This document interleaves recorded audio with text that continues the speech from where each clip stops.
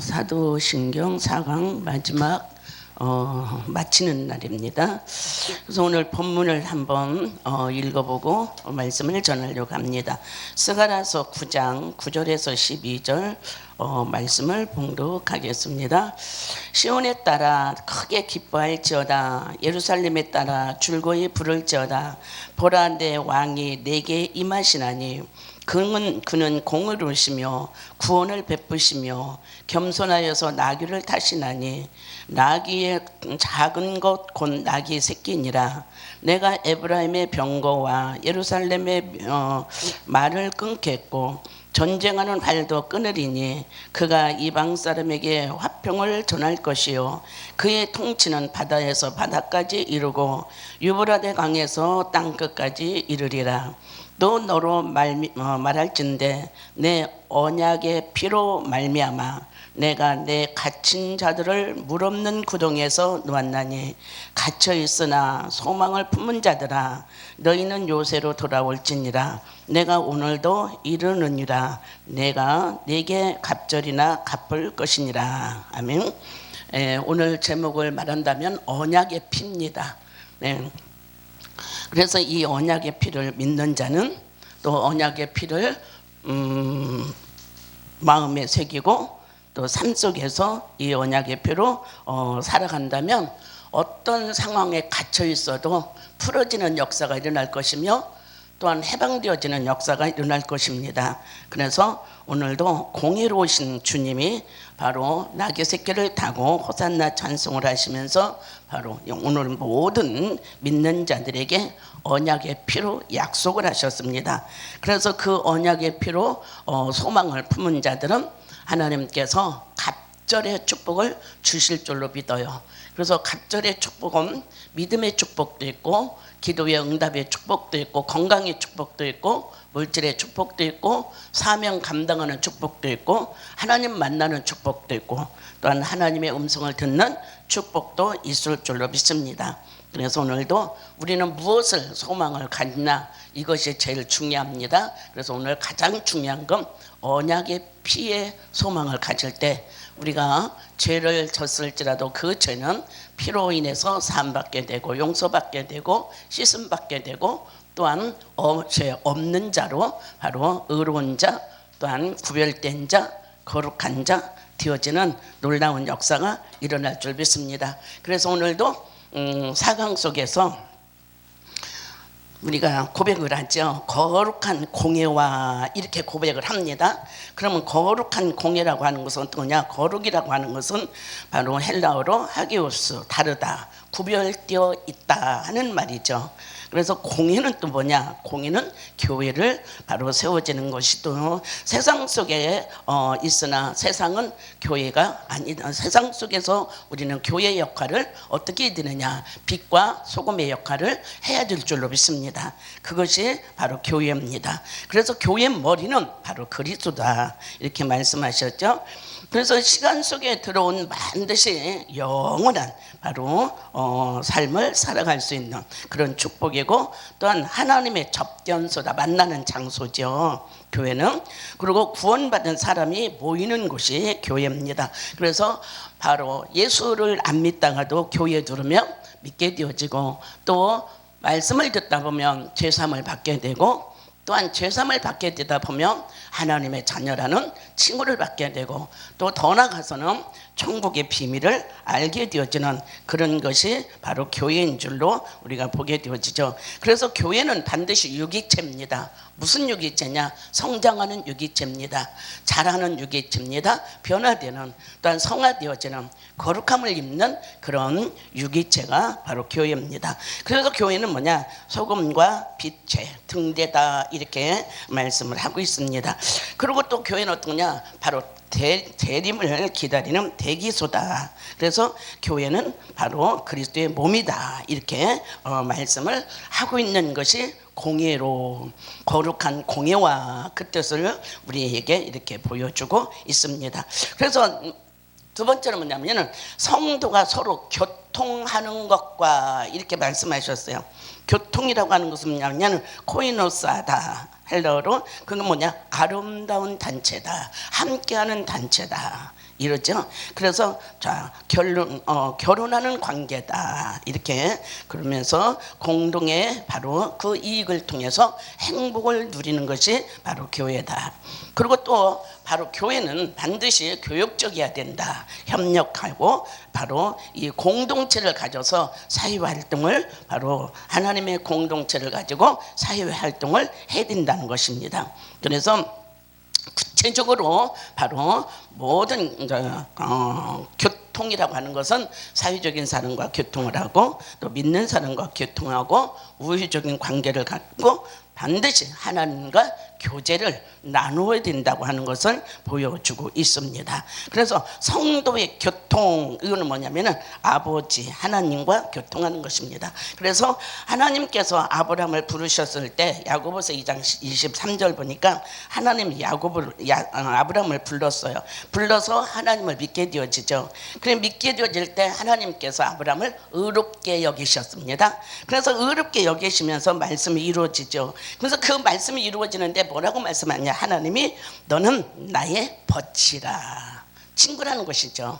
그래서 아브라함을 이렇게 부르셔서 아브라함에게 의롭게 하시면서 아브라함에게 사명을 줘서 감당하게 하시면서 너는 나의 벗이라 이렇게 칭호를 해주시는 것을 볼 수가 있죠. 굉장히 참 하나님의 어마어마한 은혜고 하나님의 축복이고 또한 하나님의 보호하심으로 이토록 아브라함은 평생 고생 많이 했지만 그래도 하나님께서 이토록 관계성을 맺어주고 믿음의 관계성을 하나님의 또한 언약의 관계성을 맺어주니까 다 그 고난도 감당하고 나갔을 줄로 믿습니다. 그래서 요한일서 1장 4절 보니까 우리도 말씀하셨어요. 너희도 내게 온 너희도 바로 내 자녀다 이렇게 말씀하셨어요. 그래서 요한복음 1장 12절 보니까 예수 그리스도를 영접하고 믿는 자 하나님의 자녀가 되고 이 세상 살아가면서 모든 환난과 공핍과 마귀의 싸움 속에서 내가 너 이길 수 있는 권세를 내가 너에게 준다 이렇게 말씀하셨어요. 그래서 우리는 믿는 자는 하나님의 자녀가 되고 하나님이 의롭다 칭함을 받게 되고 또한 모든 우리가 생을 마치고 천국 갈 때까지 마귀를 이길 수 있는 권세를 저와 여러분에게 이미 하나님이 주신 줄로 믿습니다. 그래서 그 주신 거 가지고 우리가 기도 생활을 하게 되고 또한 하나님을 섬기게 되어지는 이렇게 바로 역사가 일어나죠. 그래서 요한일서 1장 3절 가서 보니까 아들 되는 그리스도와 우리는 교통. 그래서 우리가 24시간 교통이 있어야 돼요. 24시간 주님과 사귀어야 되고 24시간 주님과 대화해야 되고 24시간 주님을 만나는 또 주의 음성을 듣는 그런 놀라운 믿음의 백성들, 믿음의 자녀들이 되어지는 그런 축복이 있기를 바랍니다. 그렇게 되어지면 성령은 늘 교통, 교제가 이루어질 줄로 믿습니다. 그러면 그 성령은 반드시 어떤 거냐? 바로 요한복음 14장 26절이죠. 그 성령은 우리에게 가르쳐주고 보여주고 듣게 하시고 말하게 하신다고 그랬습니다. 그래서 오늘도 성령의 교통이 이루어지면 오늘 우리가 사사로이 말하지 않게 하시고 성령이 스승이 되어서 가르쳐주고 보여주고 들려주고 분별하게 하시고 갈 때 안 갈 때 바로 우리가 분별하는 그런 놀라운 하나님의 축복이 있을 줄로 믿습니다. 그래서 오늘도 시브리서 1장 14절 그 역할을 누가 하느냐? 천사가 하지요. 그래서 바로 그 시브리서 1장 14절에 나오는 그 천사는 반드시 어떤 천사냐? 바로 오늘 우리 모든 성도들을 돕는 천사입니다. 그죠? 성도들이 넘어질까봐 또한 성도들이 마귀에서 올무에서 걸릴까봐 바로 그 천사는 반드시 다니면서 건져주고 보호해주고 또한 이렇게 가르쳐주는 그런 놀라운 역사가 바로 교통인 줄로 믿습니다. 그래서 오늘도 우리 성도들은 하나님과 교통, 교제 이루어져서 바로 죄 없이 정령 의롭다 칭함을 받는 그런 놀라운 역사가 일어나셔야 될 줄로 믿습니다. 그리고 또한 뭐냐면은 죄를 사하여 주신다 이렇게 사도신경 속에서 보니까 죄를 사하여 주신다. 석가모니가 우리 죄를 사해 주지 못합니다.